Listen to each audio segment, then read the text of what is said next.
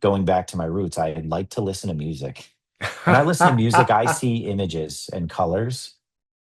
When I read scripts, I see images in my head. Yeah. When I read scripts, I see colors. I hear music.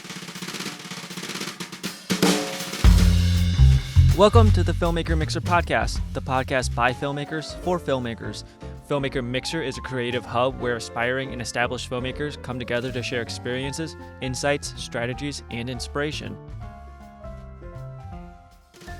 Hello, everybody. This is the Filmmaker Mixer podcast, and today we chat with cinematographer Wes Cardino. Wes, welcome. Thank you. Thank you. I appreciate it. So, right before the show, I watched your thesis film. Dang, man, that's some good work. And you wrote that as well, right? Or co-wrote it? I did. Yeah. Yeah. Thank you. By the way, that was a long It's time ago. really Wow. good. Yeah, what year was that? Uh, I guess that must have been 2010. Yeah, that must have Oh, been really? 2010. Yeah, I think so. Wow. 2010, 2011, something like And that. that was from what, AFI? Yeah, AFI. Yeah, yeah. Um, Nice. we thank you. Wow, blast from the past. Yeah, um, yeah, co-wrote that. Sage Group wrote the original script, and over many months, it was refined, and I jumped in, did some writing. Our producer, and yeah, it was a man. Wow, that was yeah, that was a great project. I had a lot of fun on that. Yeah, how many days do you remember? I Yeah. know, I know it's going back a bit, but what kind of shoot was that? I think we were just, at AFI, I think there were certain parameters, and I want to say we had like we were limited to like 7 days or something like that. Interesting. We could raise a certain amount of money, which we did pretty well with, to make the project, to make the film. Um, and then, I think they said, you have 7 days or 10 days or something like that to shoot it. So I think maybe it was a 7 day shoot, like 6 days of shooting and then like a pickup day, or 7 days of shooting and a pickup day, something like that. So Nice. Well, it's the yeah, links are on your website. I encourage everybody to go check it out because it's really quite good. yeah. Well, tell me about yourself. How did you get involved in filmmaking, storytelling, cinematography? What's your background?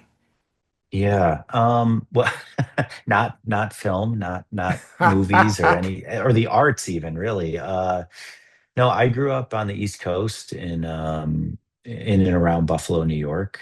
And I would say, I guess I grew up in an era where MTV was becoming very popular. I, had a young mom, she was in her early 20s when I was born. So she was into that kind of stuff. That was a thing for her still. So I had her youngest brother was only 10 years older than me. So of course it was a strange, almost like a big brother kind of thing. So I was introduced to that kind of stuff at an early age, music videos, and I always found it really fascinating, just telling stories that way, Sure. when I was young. And then I guess I was around, uh, I would say maybe like 7 or 8, and my father purchased like a VHS machine, or and of course It's he was kind of, yeah. it's the gateway machine. Yeah, it was like the gateway machine, and along with that came like one of those. I remember, of course, like it was the early days, and I wonder if this is maybe like a boomer era thing, but they used to have these like cable like descramblers. Like, my buddy's dad owned one as well, which is so strange. But like, they, oh, we can see, we can get Showtime, HBO, all these things. I shouldn't be saying this, but so but my dad was into hi-fi and stuff like that as well. So he got this VHS recorder, and he would just record every movie that came on like HBO, Cinemax, Showtime, whatever the original sort of like premiere or cable stations were. And so we had a collection of like, I don't even remember. It's probably like 300 movies or something, Wow. and then, of course, he started buying VHS tapes as well. As him, my father and my uncle were into that kind of stuff. And that was my first introduction to it all, and I just became really fascinated with stories and was kind of mesmerized by that. And I'm sure a lot of people like my generation, that's how they got into it, you know. Of course, it was like action movies, 80s action films and early 90s action movies. Uh, and then, you know, when I was really young, and I don't even know why this happened, but I we went to the movies to go see Bertolucci's The Last Emperor. And like I don't even know why. I don't even remember who I went with, but it was like such a strange thing for like a young kid to go to. Yeah. And but I didn't really know what the movie was about. I'm not going to pretend like I had any clue about that, but I was just like in complete awe. And maybe it was just because it was on the big screen and it was just like a real, you know, we used to go to to the drive-in movies and all that kind of stuff. And but when I saw that movie, it was just so beautifully shot. You know, this is back when it was everything was still on print film, and it was so mesmerizing, the images. And I just, you know, and I didn't really know at the time, but I was like, oh, what's that? And then I found out, you know, that guy who turned up, you know, Vittorio Storaro, you know, he had done Apocalypse Now, which I had seen at a probably a too young of an age, but you know, and I started, you know, and I started realizing like, oh, this is a thing that people do. You know, this is how all these beautiful images are made, and so that's sort of how I got into it. And you know, I didn't have like a parent who was in the industry. I didn't have a photographer in the family. It was just more of just falling in love with images. And I spent a lot of time as a kid just, you know, imagining things and just living in that sort of world, you know, of my own Sure. imagination. And I like to read. I was kind of I guess, a bit of a bit of a bookworm when I was young. I loved playing Dungeons and Dragons. You know, I was that was just who I was. You know, Yeah, so all the storytelling was just for whatever reason. It was just part of my. I don't know what. I just gravitated towards that, and you know, my mom when I was young used to take us to the art gallery, and it was just, you know, in Buffalo they have the Albright Knox, and there was this, just strangely a really amazing collection of art there. Um, so you know, all of that combined, I think. And then, you know, I did some stuff when I was as I got older. I was like, you know, interested in other things, and went to school for philosophy, kind of took a gap year. And then I said, you know, I really want to go back to this thing that I loved when I was younger, and making movies and telling stories. And you know, for a bit I thought, oh, I maybe I want to act, maybe I want to direct. And then I realized, like, I sort of rediscovered when I went to undergrad, the storytelling through visuals, and that's where it sort of kicked into high gear at that point. Yeah, well, how did you get involved with Nobody Wants This? yeah. So season one, my good longtime friend and amazing cinematographer Adrian Correa, um, he was hired to shoot it, and he was coming out from New York, and this was like, was this just sort of like post strike? I think it must have been just post strike when we started the show. It's all a bit of a blur now, but but but he asked if I wanted to come out and operate because things were just pretty slow. And I was in LA, and I said, yeah, of course. Yeah, of course. And because we had worked together a lot. Right. We alternated on Florida Man. We alternated on a mini series for The Walking Dead. And after all that, the strike happened. The slowdown sort of was in starting to happen, and I was available. And I said, "Yeah, of course I'll come out and operate for you again. Yeah, absolutely." Because before those shows, you know, I worked for him as an operator, and then he went on. You know, so we did the season. It was a great experience, and he went on for next season. He went on to do another show, um, and he said to the executive producer, Jeff Morton, he said, "Hey, I can't do the show this season, but you really should hire Wes." And at the time, Jeff wasn't aware that I was actually a cinematographer. He thought it was that I was an operator, and he saw my reel and saw my work, and he's like, "Oh, I just had no idea." And he's like, but would you be interested in doing the show? Would you be interested in taking over?" And I said, "Yeah, of course. I mean, it's an amazing group of people. It's a hit show. Of course, I would love to." And so he pitched me to the team, and Kristen, as an operator, I had a relationship with the actors as well. Sure. And I think that it seemed like a really great fit. And so that's how that all happened. Well, I'm curious about something. When you were brought onto a project, obviously, nobody wants this is a little different because it already had a season, in the can, so to speak, before you became the DP. But on a new show, something fresh, whether it be a short, feature, TV show, do you have a process by which you go through the script and come up with your idea for the look of the film?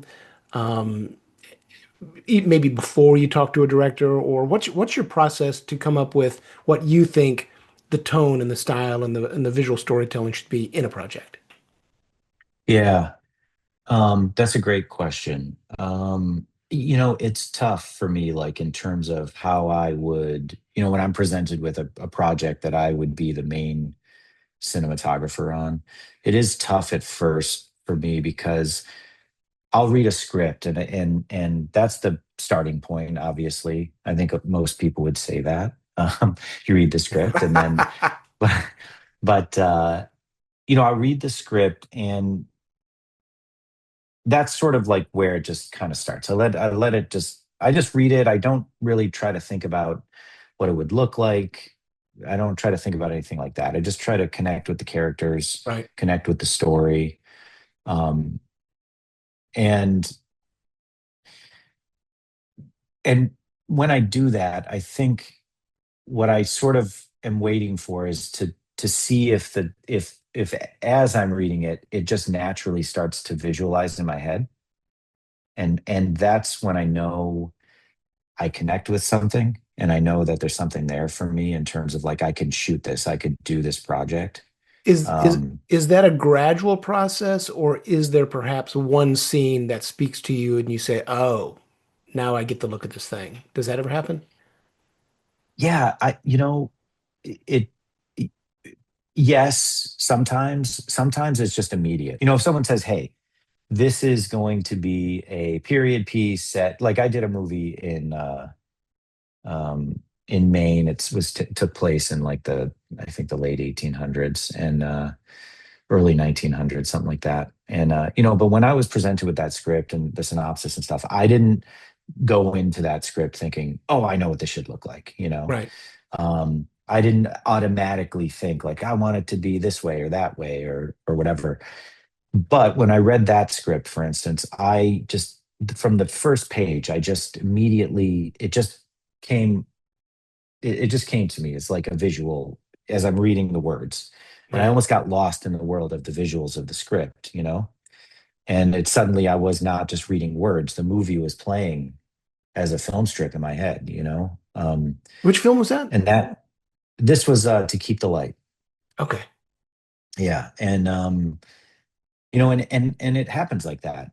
Same thing with Florida Man. When I was reading the scripts for that, and Adrian and I were very collaborative on that. He was hired as the lead DP, but we collaborated pretty closely on the look and the development of the look of that show. But similar thing, it's almost I don't it's hard to explain, but I sit down, I read a script, and it just suddenly presents itself as an image in my head, even though I'm not trying to imagine what it should look like. And it almost like organically just, you know, um, gives birth to what, in what I think it should look like. And then from there, I might start zeroing in on specific scenes and really starting to think about like camera movement, lighting in very specific ways, or what type of lenses I should use, or if I want it to be a diffused film or a sharp film, or things like that. And what would drive some of those choices? If you can give a specific example of where you chose a softer tone versus a sharp look, or um, shooting a film on a certain choice of lens, can you articulate what would motivate you making those decisions? Yeah, well, okay. So in the case of Nobody Wants This season two, um, one thing is that I wanted to honor the style of the show that was there.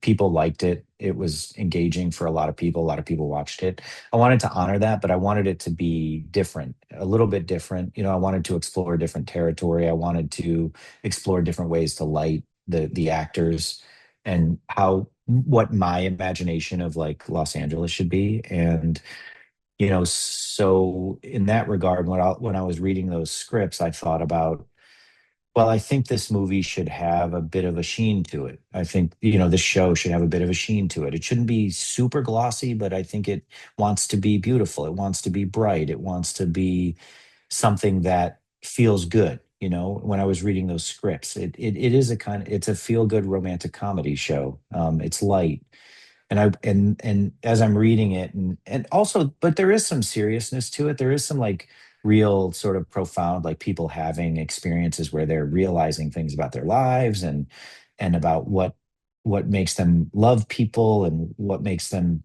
be who they are. And there's a lot of stuff going on in that show for a very sort of what on the surface may seem like a very fluffy, light rom-com. There's a lot of like questioning of like all those things. So I want, I think about things like that and I'm like, okay, well, I want LA to look beautiful. I want it to be an homage to LA. I want the actors to, I want it to have that kind of that gloss without it being too artificial. In the case of, Florida Man, for instance, that show took place in a kind of hot, steamy, sort of noir, neo noir kind of vibe world. And, for me, that show needed to have a certain like level of sharpness to it. You wanted to see people sweat. You wanted to see You the, want to see the pores and yeah, you want to see the pores. You want to see people under tension.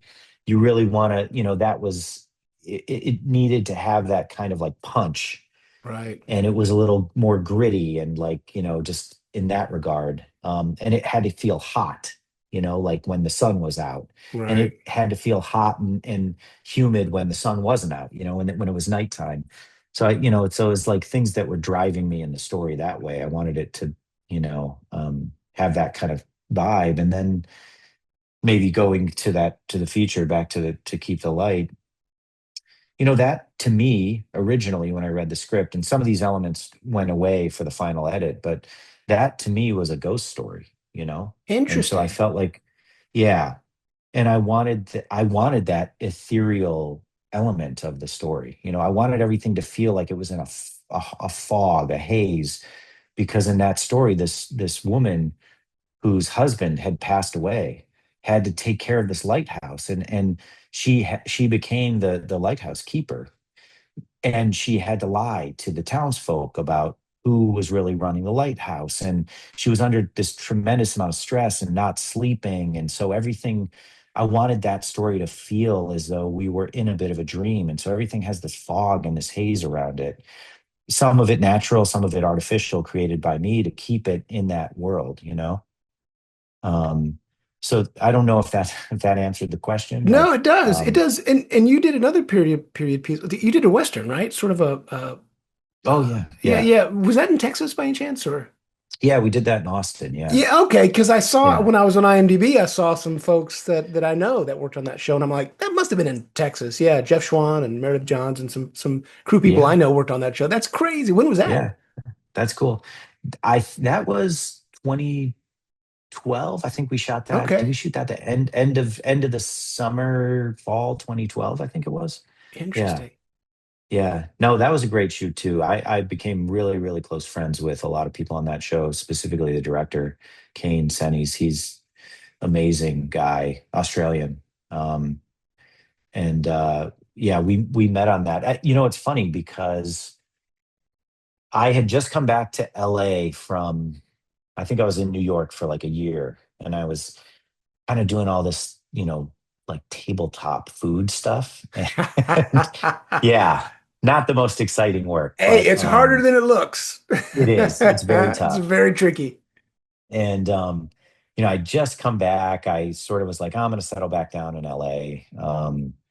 And I was just chatting with an old college AFI fellow friend of mine, and he was like, "Hey, this guy's doing this movie. I'm producing it. We thought that we were sort of done meeting people, but do you want to meet him? I think you guys would really kick it off." And I met him at a coffee shop, and he even himself admitted after the fact, like he was like, hey Kyle, I'm done meeting people. I think we're ready to sort of make a choice.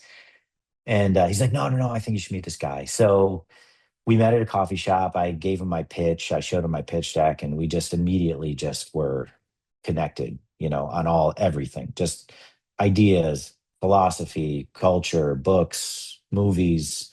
He's a bigger cinephile than I am, and I don't consider myself a cinephile, but he just like really, I was like, oh, I haven't seen that movie, or you fake it and you're like, yeah, I love that film, great stuff. But um, yeah, we hit that off, and then we went down there and we shot that movie. That was a tough. It was like very hot summer, fall in Austin, but really gratifying, great movie, shot on film. Um, we really were very adamant about that. Um, and that movie, strangely, was more of a, we always saw it as like a horror film. And so our approach was we wanted it to have this kind of like 70s kind of horror vibe to it, Nice. almost like a Texas Chainsaw Massacre type thing. I think maybe because we were in Texas and we were just like, I don't know, but there's some horror elements about that script, there, and that was something that inspired him when they were writing it. So I said, well, let's just do it. Let's embrace it. Let's give it, Sure. yeah, let's embrace it. It doesn't need to feel clean and modern. Like, let's just have it feel old and grimy, and it was like a post Civil War, like coming home film. And Yeah. I was like, that whole time period in American history was horrific. I mean, on all fronts, like for everybody involved. I was like, so let's just embrace that and make it just a really grimy and gritty sort of horror film look, from the 70s. And Well, that's I'm curious about, I didn't mean to interrupt. I was just going to say, I'm curious about something else.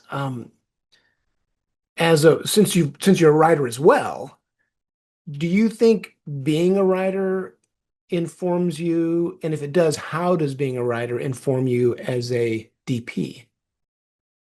Yeah, that's a great question. How does in being a writer at one point in my life? No, I mean, where how does being a writer like inform me as DP? I think because first and foremost, no matter how beautiful your images look, I'm sure many people would disagree with me, cinematographers would disagree, but no matter how pretty you can make something look, it doesn't, it's totally meaningless unless it's in some way you have to justify that it serves the story somehow. Right. I think you It has to really, feel earned, I suppose. absolutely. Yeah. I think so. I Yeah. think it has to feel earned. I mean, and so as a writer, like, thinking about narrative, thinking about, it made me think about like where you should put a camera to tell the story, because that's really important. Is it more plot driven or is it more tone driven or is it a bit of both? It's never really been plot for me. There are movies that are very like fascinating to watch because of the way the plot unfolds. But for me, I think it's always been about tone, trying to figure out how to capture a certain tone. And that is something that's like so elusive to me still. I don't, sometimes I don't know if I'm doing it right, or I regret what I choices. I'm sure maybe many DPs say that, maybe cinematographers say it. Maybe some of them just lie and say, I've always made the right decision. But I think tone and character are what really drive me to decide what type of lenses I want to use, how I want to use them, where I want to put a camera, whether I want it to be studio or handheld. Um, it's always like and for me, it can be a scene by scene thing as well. You try to live within a certain, a certain certain parameters that you want to create for a show as a whole, for a whole story arc or for a feature film. There are certain things that you don't, that I think I don't want to deviate from when I'm doing it. Um, and then within each scene, I say, well, I want there to be a cohesiveness across the whole arc of what I'm trying to do. But within certain scenes, if I want to accentuate, say, a close up, and I just want the audience to really feel like they're with the character, I might choose like a wider angle lens to really get in there with a character and feel present with them. Even if the show had been, maybe I'd chosen slightly longer lenses traditionally in that show or that movie. So I try to make sure I have the cohesiveness there, but I don't necessarily say I can never break a rule if I create one. Not strangely, I mean, going back to my roots, I like to listen to music. When I listen to music, I see images and colors. When I read scripts, I see images in my head. Yeah, When I read scripts, I see colors. I hear music. That happens to me when I read scripts, and when I watch movies, I don't just like see an image in front of me. I feel things. Yeah, everybody feels things, but like I get lost in this almost. I don't even know how to explain it, but I get really involved. I mean, it could be a bad movie or a bad TV show, and I'm still like there. yeah, I'm like I feel present with that stuff. I mean, that's how drawn to that I am to movies and art in general. I get lost in all of that. So, but yeah, when I read a script, I see colors, I hear sounds, I hear music, I see the film in front of me, I see the movie in front of me, the TV show as it's unfolding. So, in prep, I try to draw from every other art form I can think of that would inspire me as I'm reading a script or something. And then I do start to think about like, okay, I need a lot, yeah, but I'm also not like crazy about trying to create some insane LUT that's going to be the gateway to how something is supposed to look, yeah, because I do think you want to have a LUT that gets you the contrast that you're looking for and the richness, but and then the other half of that is doing it through lighting as best you can, you right. know. So finding like a really nice film emulation LUT, and then from there saying, okay, I used to like to shoot on, Vision 2 200 tungsten film. Like I loved that film stock, shot my thesis film on it. I shot a bunch of other, you know, student films on it, and I fell in love with that film stock. I just loved the way it looked. So I'm like, hey, can you give me, I say to the colorist, look, I want a LUT that sort of kind of brings me to that place that I remember, that I really liked, that's familiar to me, and I know how to light it. I know how to make it feel rich and colorful or drab and cold, or whatever it is that I want to do. I just kind of try to use a baseline of that. I Right. don't want to get lost in like getting confused and like technical stuff, and then for me that's just my way of that's how I process things, and I sometimes there's certain things that I just need consistency on, and it it helps me create and be creative. Right. Guardrails. Yeah, sure, sure. Well, I've got another question. We had a really good conversation with a couple of composers on a project they were working on, and they said a very interesting thing is that, what you don't put in the sound or in the music or in the score is just as important as what you put in. And so I want to pose that to you as a cinematographer. It's sometimes, and I don't know if this would be more of a shot list question or a composition question, but I'm sure there are moments where you're consciously choosing not to show something in the scene. What's going through your mind when you decide, I don't necessarily need to see what the character's looking at, or I don't necessarily need to see what's in the shadows because the black and the darkness is scarier. What's your process in that, if that makes sense? That was Yeah, a no, it long does way of make asking sense. that question, but Yeah. No, no, no. I think yeah, I totally get it. I was going to say, the example I kind of think of when you say that is I think the Rosemary's Baby shot where you're looking through the doorway and you can't see the character. And I guess I remember, I think William Fraker, because he was talking about when they were shooting that, and I think the person's on the phone. I can't remember the scene now. Of course, I'm drawing a blank. It's the mom or whoever it is. Right. But the person's on the phone, I think, and you can't see into the room, and you can only see half the person. And I guess Polanski told, Fraker went over there and he said, "Hey, this is, we can't see." And Polanski was like, "Precisely." And I guess when Fraker went to go see the movie in the theaters, he saw the audience visibly move their head as if they could get around the doorway to see the character. Like what an amazing thing cinematographically Right. to get an audience to engage that way. I don't think I've ever had an idea that cool, but but but I do think about that all the time. Like what's necessary, what's not necessary. How do you build tension? How do you build drama? What do you want to show the audience? What do you not want to show the audience in order to tell your story? Um, that is absolutely like something I think about all the time. In terms of like how I want to shoot a scene. I guess in honesty, it's tough sometimes in TV because, they want to see everything. Right. Right. When they want everything for the edit, Yeah.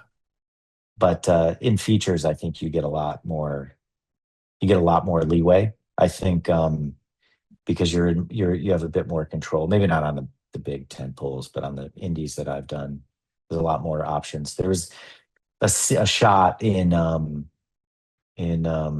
Relative Stranger. Well, sorry, I guess it's called Echoes of War. The original title was called Relative Stranger.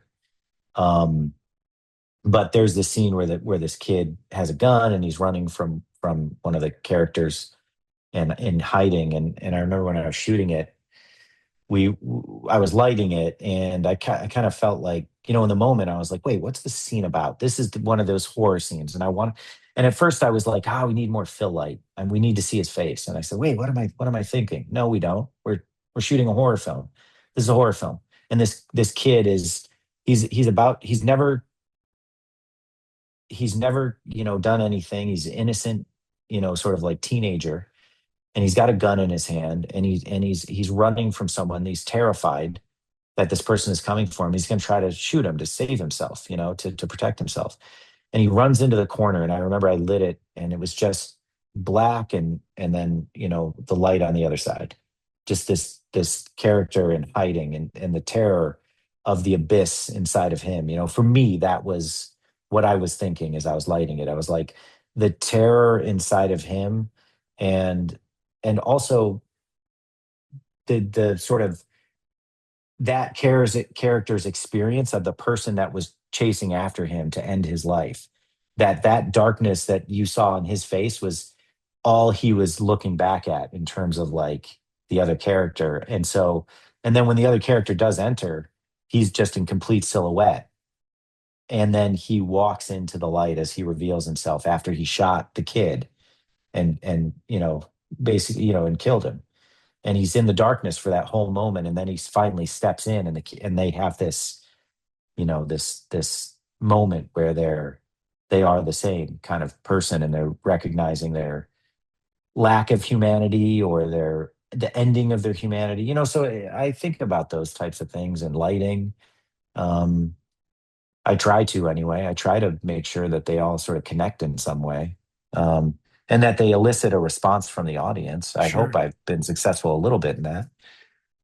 Well, before we wrap up, I have another question for you. You said you studied philosophy in college for a while. What's your go-to philosopher? Oh, go Who is your to. go-to philosopher? Oh my gosh. That there's a lot of them.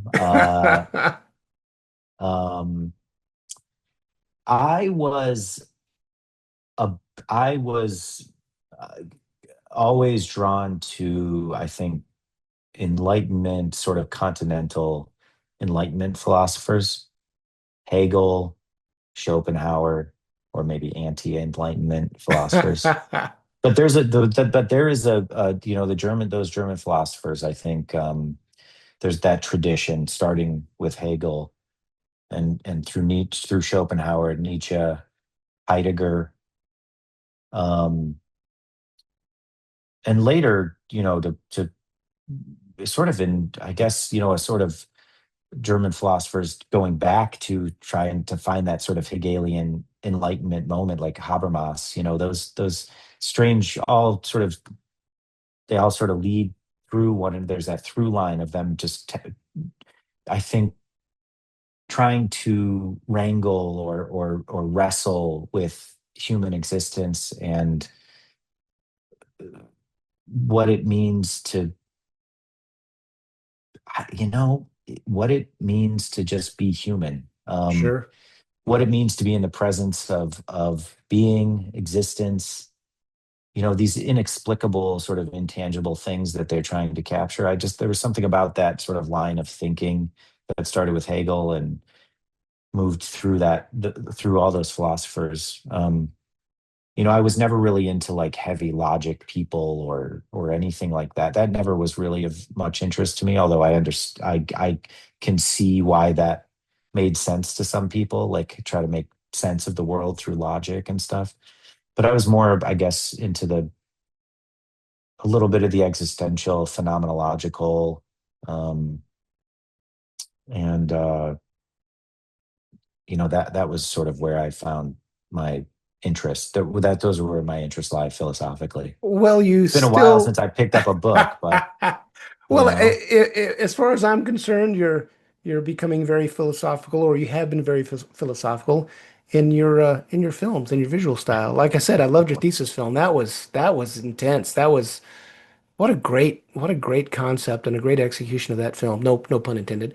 Um, and yeah, but and your other work, it's you're doing some good stuff. So I appreciate you taking the time to chat with me. And before we wrap up, though, do you have like a social media presence? If people want to follow your career, is there a place they can kind of see what you're up to? Do you post like behind the scenes stuff? I am not I'm not a huge social media person. I wish I could say, hey, go to my Instagram or whatever. I no, I actually I hate to say it. My website, that's as good as it gets. But no, I've never been a big social media person. I'm sorry to disappoint there.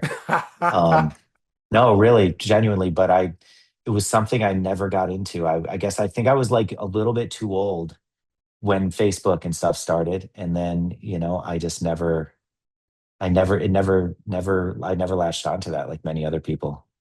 Well, maybe now's the time to start. Yeah.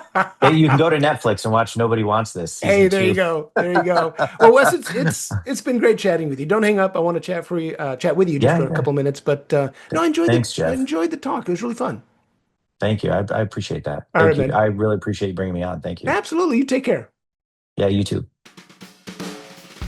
Thank you for listening to the Filmmaker Mixer podcast, a podcast created and hosted by filmmakers Jeff Stolen and Andrew Lamping, and produced by Melody Lopez. Our theme song was composed by Stephen D. Bennett. Make sure to follow or subscribe on whatever platform you're listening to us on, and stay tuned for future episodes.